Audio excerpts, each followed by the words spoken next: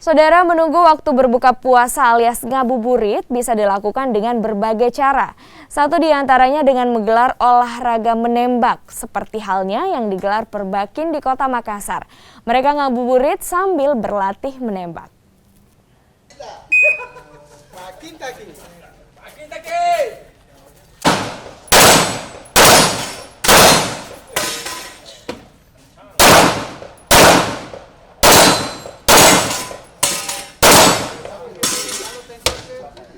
Tembak reaksi cepat, ini yang tengah dilakukan Palawa Shooting Club Perbakin Makassar, Sulawesi Selatan.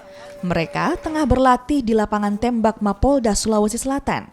Latihan kali ini berbeda, pasalnya tak hanya adu cepat, mereka juga mengisi waktu sembari menunggu berbuka puasa. Olahraga menembak memang menjadi pilihan yang berbeda saat bulan Ramadan. Selain menyehatkan, olahraga ini juga melatih konsentrasi. Jadi ini ternyata cukup berat Pak ya ini. Ya, ini kalau boleh tahu jenis apa Pak? Ini jenisnya handgun, tapi mereknya Alien. Iya. Ya, namanya Alien. Jadi ini harus digenggam seperti ini. Ya, ini adalah senjata olahraga. Terus tadi tangan kirinya memegang Ya, lagi Pak ya.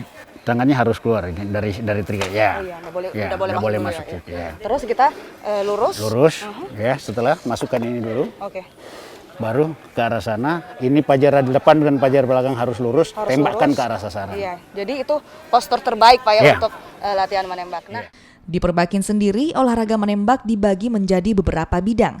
Jenis senjata yang digunakan pun berbeda, tergantung sasaran tembak. Latihan dan sebelum kita masuk ke sini biasanya kita ada ujian sertifikasi dulu.